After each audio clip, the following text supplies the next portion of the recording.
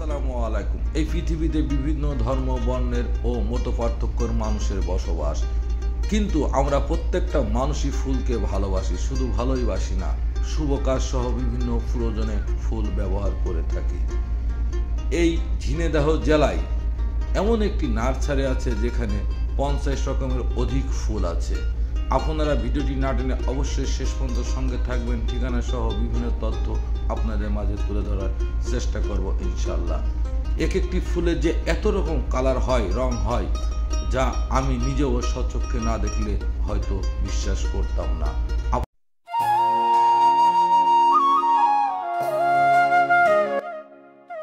পৃথিবীতে এত মানুষের বসবাস, এত রং বেরঙের মানুষ ও মতপার্থক্য, এমনকি একই মার গর্ভে জন্মগ্রহণ করলেও চেহারা, মানসিকতা, যুক্তি, চেতনা সবকিছুরই পরিবর্তন হয়ে থাকে।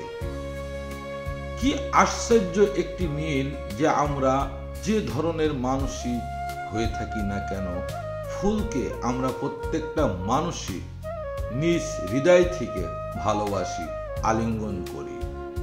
এমনকি আমাদের প্রত্যেকটা শুভ কাজে ফুল ছাড়া যেন চলেই না। আরো বিশেষ কোনো মুহূর্তে আমাদের ফুল খুবই প্রয়োজনীয়। অনেক পবিত্র মনে করি আমরা ফুলকে।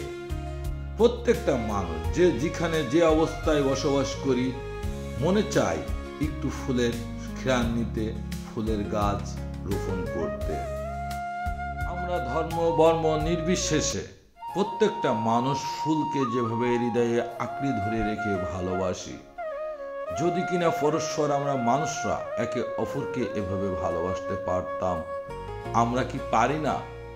আমাদের আদর্শ, বিবেক, নৈতিকতা, মনুষ্যত্ব সবকিছু ব্যবহার দ্বারা আমাদের হৃদয়টাকে এই ফুলের মতো বিভিন্ন রঙে রঙিন করতে। আমরা কি পারি না পরস্পরের মনকে, হৃদয়কে আকৃষ্ট করতে ফুলের মতো বহু রূপে, বহু রঙে? আমরা খারাপ দিক না যে আমাদের আদর্শ, নৈতিকতা, মনুষ্যত্ব, চেতনাকে জাগ্রত রেখে আমরা মনে হয় সম্ভব, আমাদের দ্বারা সম্ভব। এই পৃথিবীতে মানুষের দ্বারা সবই সম্ভব।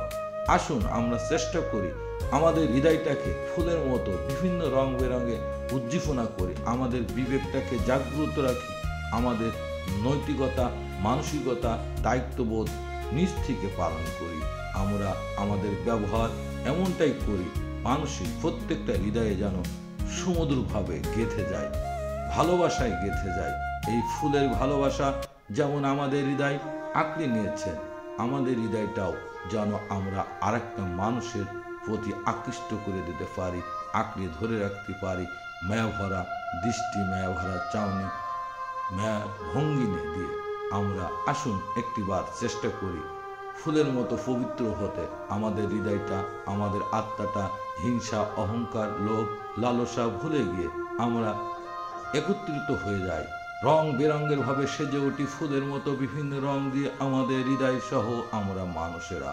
আমরা চেষ্টা করলে অবশ্যই অবশ্যই পারবো, সম্ভব আমাদের দ্বারাই সব। যেমন আঘাত দিলেও দেয় গো তারে ফল, ভালোবাসার বাগান দিলাম তুই দিলি অনল।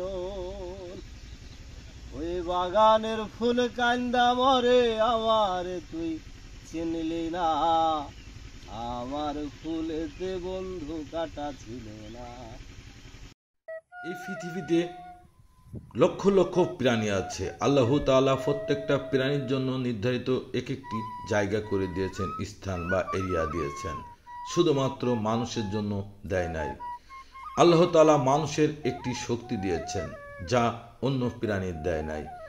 মানুষের সেই শক্তিটা হলো মানুষের ধৈর্য শক্তি, মানিয়ে নেওয়া শক্তি। মানুষ ইচ্ছা করলে গহীন পানির তলে, আকাশে, বাতাসে, মঙ্গল গ্রহে, জঙ্গলে, যেখানে ইচ্ছা, বরফে, আগুনের কুণ্ডুর মধ্যে মানুষ শুধুমাত্র সয়ে নিতে পারে এবং বসবাস করতে পারে বা করে থাকেন, যা আর কোনো প্রাণী পারেন না। তাই আমরা চেষ্টা করলেই ফুলের মতো আমাদের হৃদয়টা বানাইতে পারি।